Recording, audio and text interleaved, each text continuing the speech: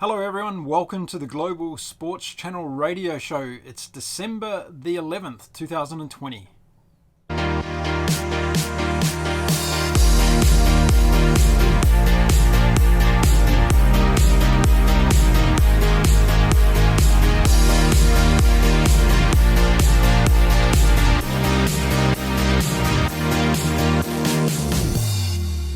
So welcome to the show everyone. We have an action-packed show for you this Friday as we head into another wonderful weekend of global sport, and there's plenty going on this weekend. We're going to be talking about sailing, boxing, cricket, football and Formula One. Yes, all big things happening around the world. But before we get into that, I promised you all on Monday that I would give you an update on the UK Snooker Championships.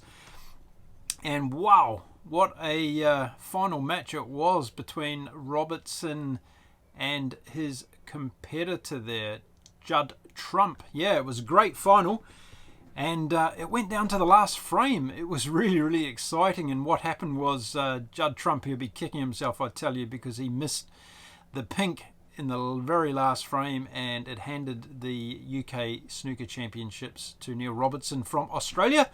So Neil Robertson has won that tournament now 3 times, and he bet Trump in the final frame. So it was a very exciting finish to the UK Snooker Championships. So if you're waiting to hear that news and what happened, that's the outcome of it all.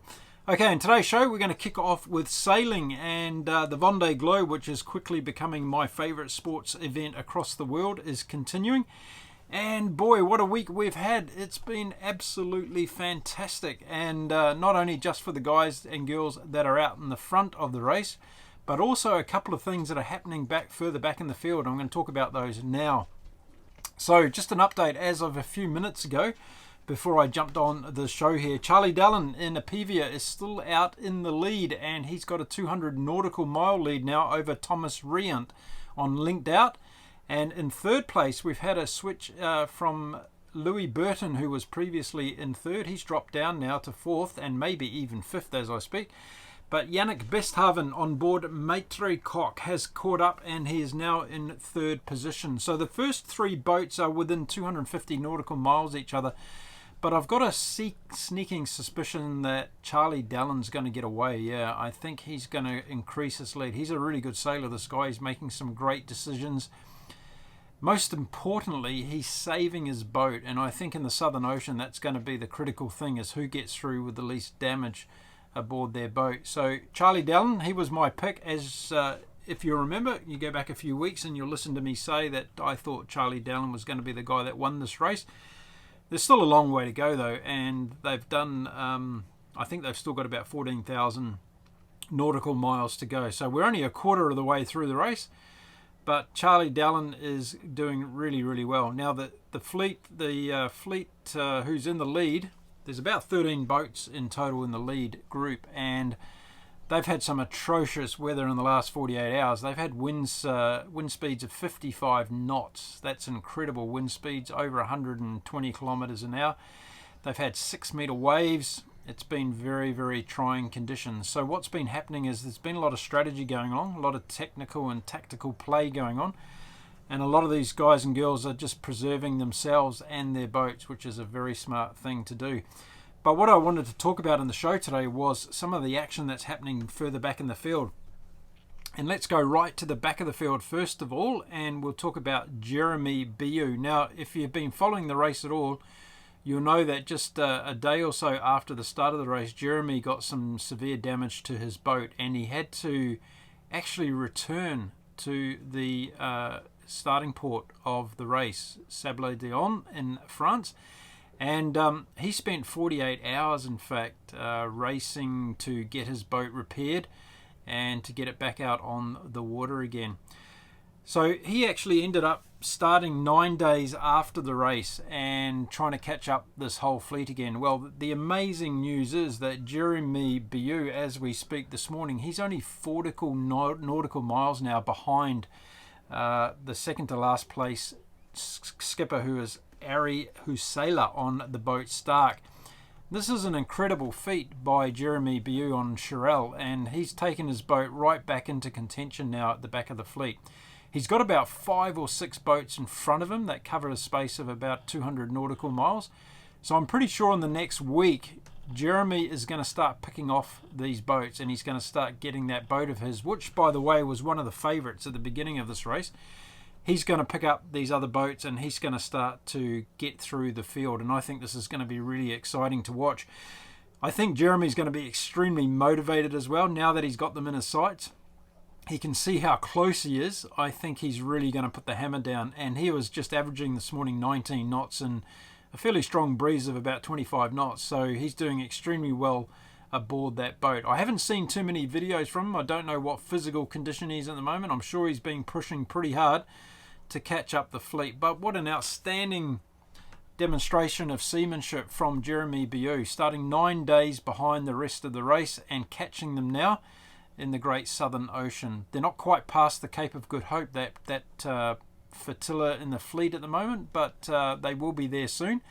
And just to give you some idea, he's still 3,265 nautical miles behind the leader, Charlie Dallin, so he's got quite a long way to do to catch that up. But anything's going to happen in this race, and everything will happen. So yeah, just a huge shout out to Jeremy Biu aboard Shirel and what he's been able to do so far in the Vendee Globe. It's really inspirational stuff.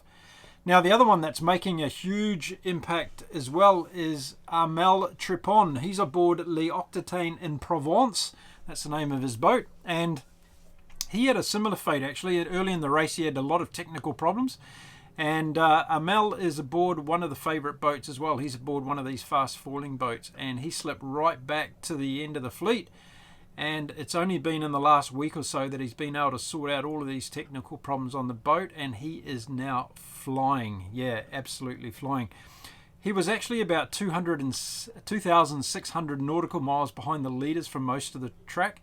He's now caught up to be 1,600 nautical miles behind the leaders, and he's in some really, really good breeze for the next few days. So Mel Tripon is really making his I guess his dash now to catch up to the lead pack. So he's sitting in between the lead pack and the second pack. He's there by himself at the moment in a gap, and he's about 700 nautical miles behind the lead pack, which are spread over about 500 nautical miles.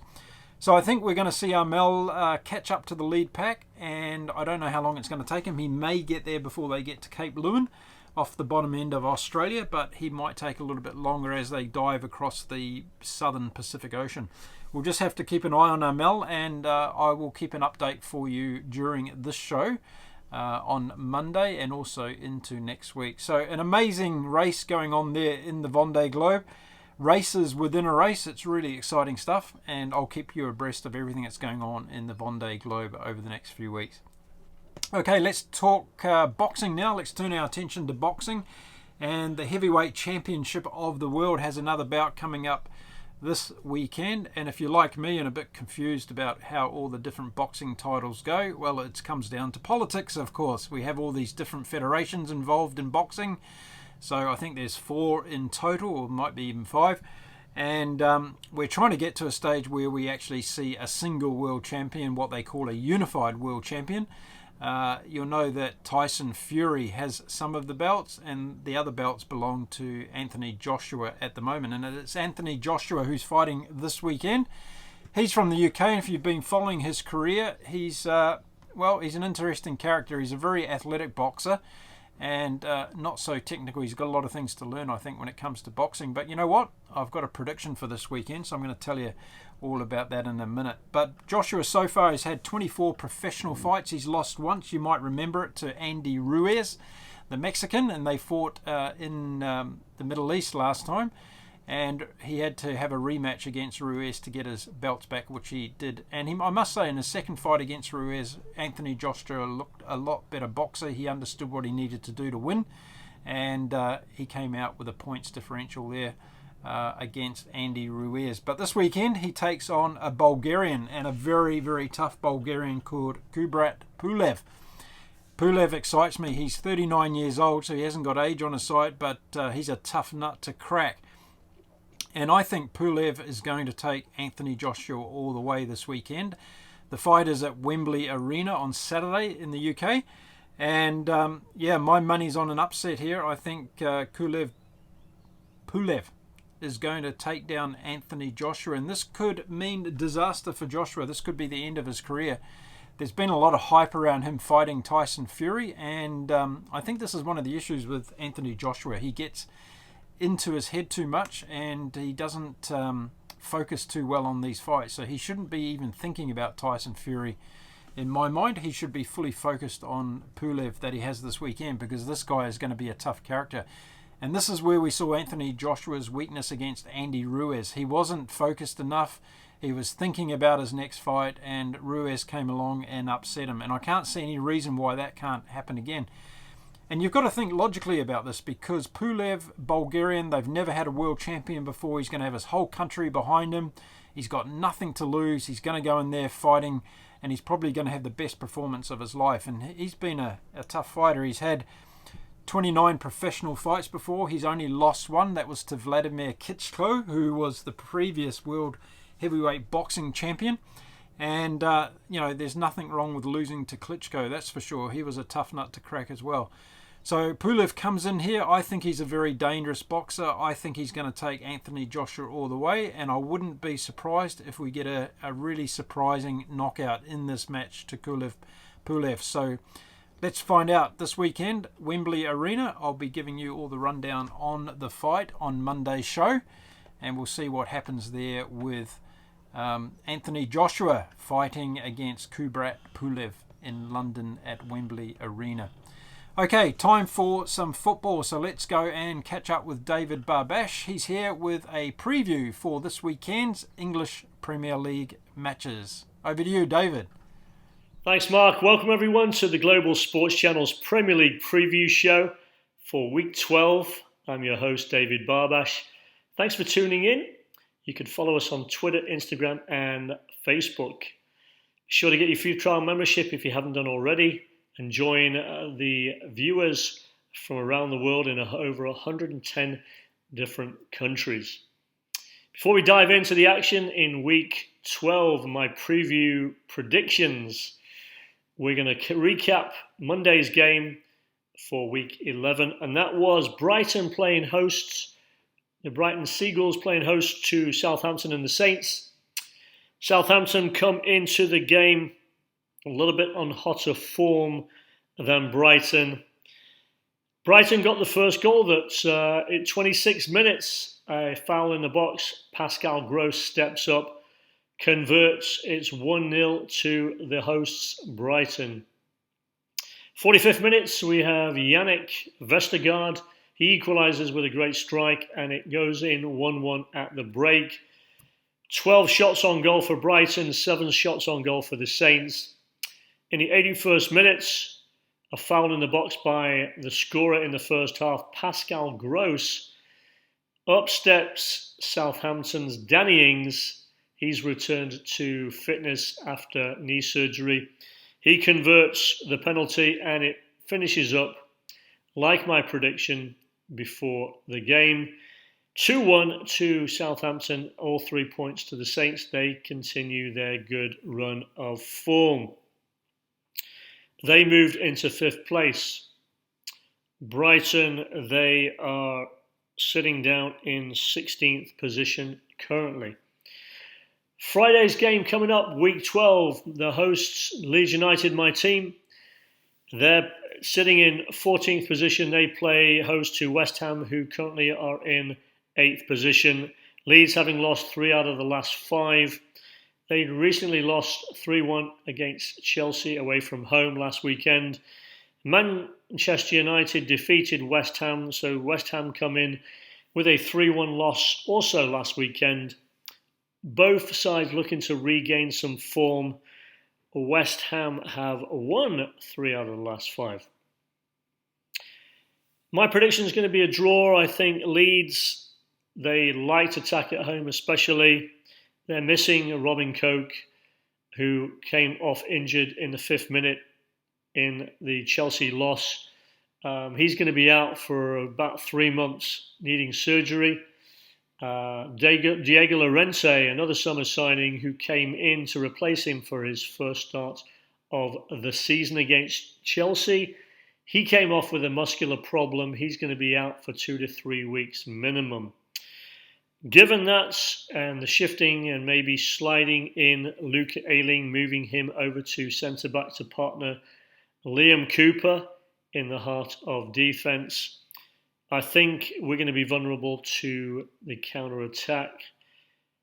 I'm going to give it a draw. I'd love to see Leeds win, and they do have that chance of scoring goals, but I think it's going to be a draw, low-scoring draw in that game. Wolves in the next game, they're playing host to Aston Villa. The Villains are in 12th place, the visitors. Wolves, the hosts, in 10th place. I think it's going to be a close game. Both sides coming off losses. Wolves having been blown out 4-0 against Liverpool away from home last weekend. They were really missing Raul Jimenez, their leading scorer and striker, who's out for undetermined length of time because of the skull fracture. And Aston Villa coming off a 2-1 loss to West Ham. They're missing Ross Barkley out to injury. They have, in the last 5 games, Villa has lost 4. Wolves have lost 2. I'm going to go with a Wolves home win. Third game is Newcastle at home to West Brom. Newcastle currently in 13th place, having won against Crystal Palace last time out, a 2-0 win. They're in 13th. West Brom City in the bottom 2 in 19th place. They've lost 4 out of the last 5. They got blown out 5-1 against Crystal Palace in their last Premier League game. Problem in this game is West Brom are missing still Robertson Kanu, missing Matthew Pereira, also missing Townsend. Connor Townsend ruled out. I'm going to give the win to Newcastle on all 3 points there.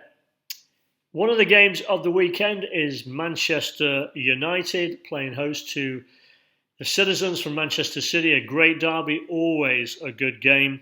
Manchester United in 6th place, having won 4 out of the last 5.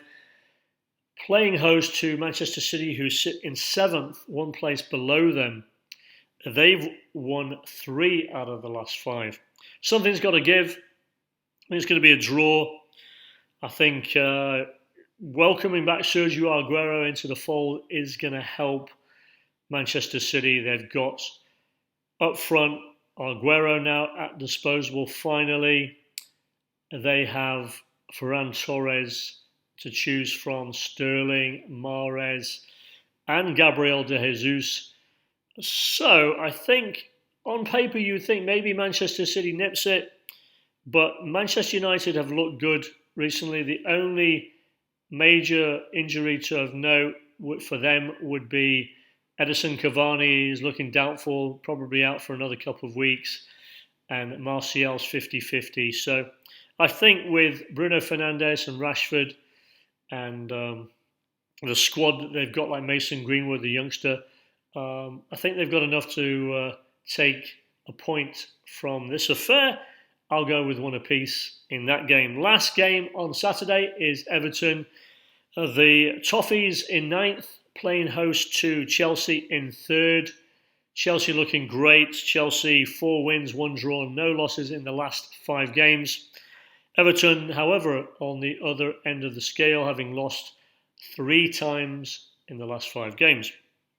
Chelsea having just come off a 3-1 victory over Leeds, and Everton having come out a 1-1 draw against Burnley.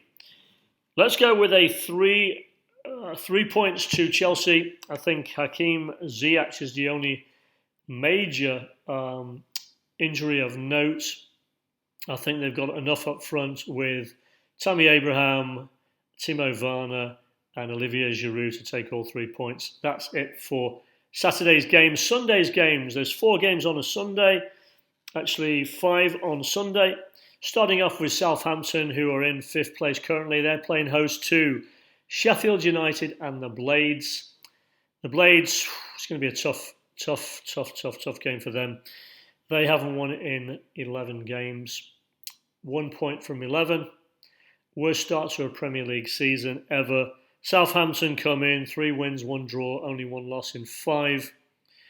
I'm going to give them the 3 points and a victory. Southampton welcoming Danny Ings back. They also have Shea Adams at their disposal. Also, they've got Theo Walcott and the dangerous set-piece guy in James Ward-Prowse. So 3 points in my prediction for them. Crystal Palace up next. They're playing host to Tottenham Hotspur. Jose Mourinho's side come in sitting in first place, having won 2-0 last game out against Arsenal. Son and Kane rediscovering their goal-scoring form. The last game for Crystal Palace, however, 5-1 victory over West Brom. Crystal Palace do have a chance in this one, but I think their run of form being spotty, 3 losses in 5. Tottenham looking good, no losses in 5, 4 wins, 1 draw. 3 points to Jose Mourinho's side. I think it's too much for Crystal Palace. Let's move on. Fulham, the next game out, sitting in 17th. They play host to Liverpool.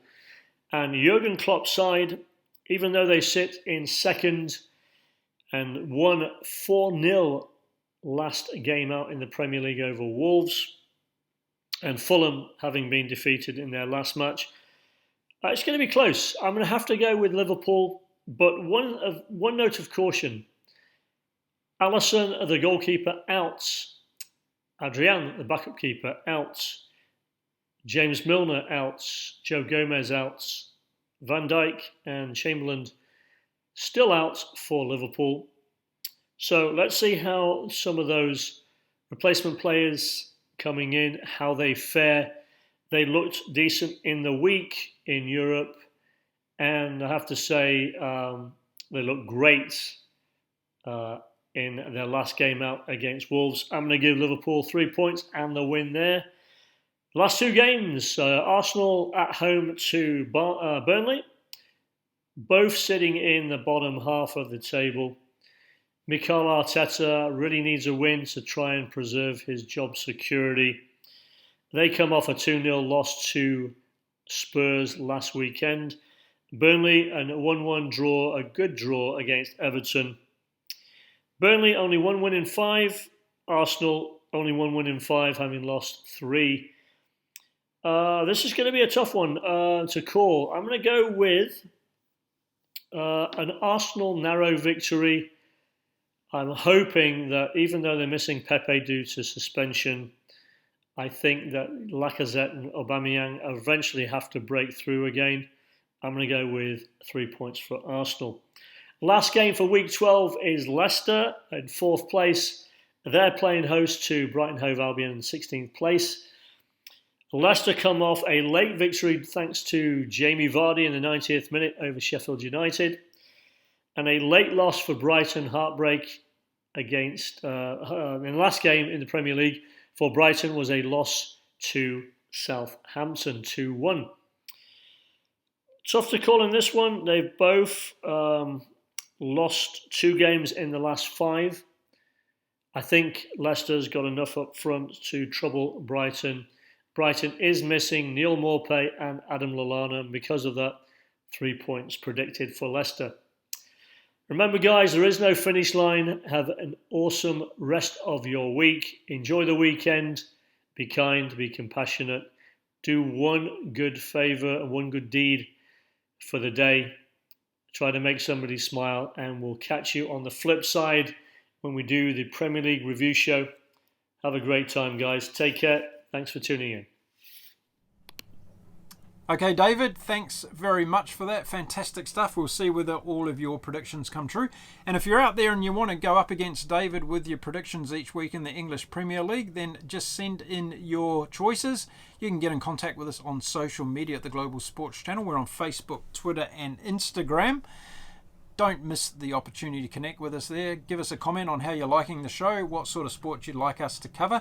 And also go to globalsportschannel.com, our website, and you'll find a lot of interesting content there. We do interviews with famous sports stars across the world.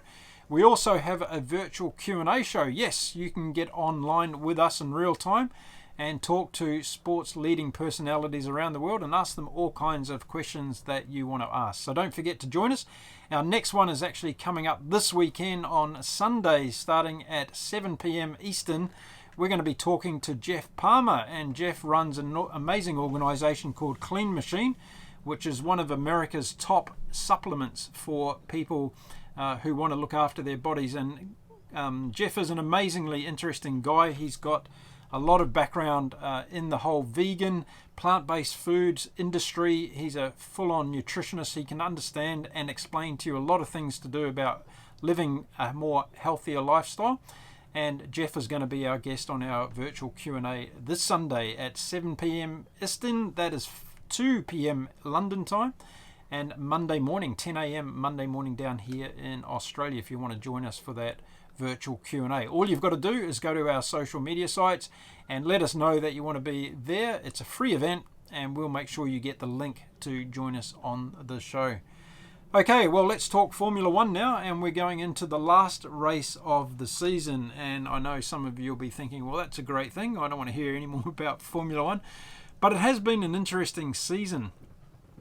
And I think when the wash comes out of the wash, we'll be looking back on this season as being one of the changing seasons in Formula One. And if you haven't been watching in the last week or so, we've had some really exciting racing, but we've also had some changes in the drivers lineup. And George Russell last weekend got to have an opportunity to drive for the amazing Mercedes Formula One team because Lewis Hamilton had tested positive for COVID-19. And what a weekend it was for George Russell. He showed how fantastic he is as a potential superstar and championship winning driver if he's in the right car. And there's been a lot of speculation all week in the Formula One world to see whether George Russell will have another opportunity this weekend at Abu Dhabi, the last race of the season. But folks, unfortunately the news is Lewis Hamilton's going to be back in the car this weekend. He tested negative for COVID-19 yesterday after 10 days. So he's over his COVID stint and he's going to be back in the car. I'm one of those people that's sorry about that. I didn't want to see Lewis back in the car. I wanted to see George Russell given another go because he had such a sad experience last weekend. The race was his to win. The Mercedes team made a big botch of it all in the pit stops, and they actually put on the wrong tyres on the cars, and they ended up costing George Russell his first Formula One Grand Prix race. And he's going to have to wait a little bit longer. But I have no doubts whatsoever that George Russell is going to go on and be a superstar in the sport of Formula One. And it just shows really what happens when you give some of these other drivers an opportunity to drive one of the fastest cars in the fleet. So yeah, Abu Dhabi this weekend. A lot of things are coming to conclusion this weekend. One of them is that this is the last race of the Formula One season. And not only are we going to see George Russell go back into the Williams car, how do you feel? Like the poor guy, he's just driven the fastest car in Formula One, had a chance to win the race, and now he's going to be back at the back of the field again in his William clunker. And yeah, he's going to have a pretty miserable weekend, I'm pretty sure, sitting in that Williams car. But let's face it, if you get to drive in Formula One, it doesn't matter really where you are in the pack. It's an exciting experience that only a handful of people get to experience in their lifetimes if you're into motorsport. So a few things are happening this weekend that we've got to watch out for in this Formula One race. It's the changing of the guard in a lot of ways. We're going to see the end of the Haas racing team drivers, and of course Roman Grosjean is not racing this weekend due to his horrific accident that he had in Bahrain. You'll remember that he was the guy that's car caught on fire and he was lucky to escape with his life. He's been deemed unfit to race for this weekend, so he's not going to go out and have a swan song at Abu Dhabi. So there's going to be a replacement driver coming in for him, which is going to be Nelson Fittipaldi's son, actually. So Fittipaldi's going to be driving for Haas. And Kevin Magnussen is going to be driving his last race for Haas this weekend. So next year, Haas have two new drivers. Mazepan, who is a Russian, he was in the news this week for things that we shouldn't be talking about and disgraceful behaviour on social media. And we have Mick Schumacher coming in as well into that team next year, the son of Michael Schumacher. So Haas are going to have an exciting pairing there next year. So what else is going on in this race that we've got to watch out for? Well, last week's winner, Sergio Perez, the Mexican, who had a fantastic race last weekend, basically went from last to first and won the race at Sakar, and now this weekend he's going to be having his last race for Racing Point. And Racing Point will be, I guess, kicking themselves a little bit because Sergio Perez is really a great driver. He had his first Formula 1 win last weekend, and there's still a chance for Sergio. We're going to see whether he gets the last Red Bull seat for next year, and that comes at the price of potentially Alex Albon, who might be missing out on his seat next year. I think personally that Red Bull should give the seat to Sergio Perez. He's a fantastic guy, a great driver, very dependable when it comes to winning points for the team. And if Red Bull want to have a 1-2 combination next year that's built around Max Verstappen with Sergio Perez being a really solid second driver, then I think Red Bull couldn't go wrong with that. Unfortunately for Alex Albon, I just think his time is up. He hasn't been performing this year to the level that they need. He hasn't been getting close enough to Max Verstappen in either qualifying times or in race condition as well. So I think Red Bull are going to pull the carpet out from under Alex Albon's feet, and I think Sergio Perez is going to get the drive at Red Bull next year. Something else that's happening this weekend at Abu Dhabi is Sebastian Vettel will be driving his last race for Ferrari. Yes, he's going to go to the Aston Martin team next year, which is the current Racing Point team, and closing a chapter of Sebastian Vettel's Formula 1 life that he'll be pleased to close, I think, because the relationship with Ferrari has gone south. He hasn't been able to manage that Ferrari car. It's been a bit of a dog of a car all year again. And I think he'll be pleased to have a clean start with a team who are going to build their car around Sebastian Vettel for next year. So watch out for Vettel next year in the Aston Martin. I think it's going to be exciting to see him back. I think it's going to regenerate and rejuvenate his career in Formula 1. And I wouldn't be surprised if he's giving the front runners a bit of a hard time next year, as long as Aston Martin can produce a car that's going to compete at the front of the pack, which I'm sure they are. Okay, so there we are. Formula 1 this weekend. We'll see the final race at Abu Dhabi. Some of the other things that are interesting this weekend regarding the Formula 1 is the Constructors Championships. Racing Point have a great chance now to come third in the championship after their big haul of points last weekend at the Sakar Formula 1 race. And with a podium finishing first and third last weekend, Racing Point got a whole bunch of points. So we'll see how they finish this weekend and see whether they can grab third spot in the Constructors Championship. Huge amount of money on the line there if you're able to grab one of the first three spots in the Constructors Championship, and that revenue will be very handy for them as they head into their new chapter next year as Aston Martin racing team.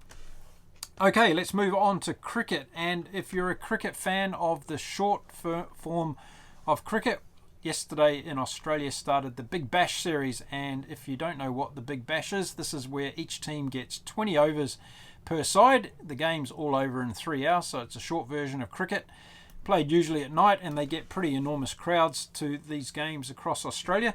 And last night we saw the Hobart Hurricanes taking on the Sydney Sixers, and if you remember from last season, the Sydney Sixers were the champions of the Big Bash League last year. But last night they were beaten by the Hobart Hurricanes. Yes, the Hobart Hurricanes ended up getting 178 for 8 off their 20 overs. And in reply, the Sydney Sixers were crumbling at 162 for 6 after their 20 overs. They lost 6 wickets for 27 runs, the Sydney Sixers, and you can't afford to do that in Big Bash cricket. So the first game's out of the way. We'll be catching up on some of these games in the Big Bash series this year from Australia. So the Hobart Hurricanes have got off to a flying start, beating the champions from last year, the Sydney Sixers, down there in Australia.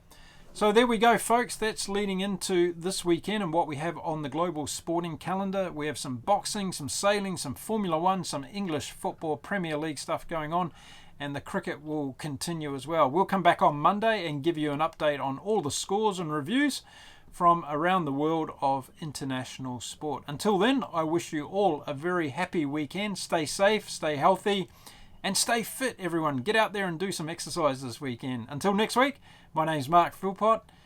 Have a wonderful weekend.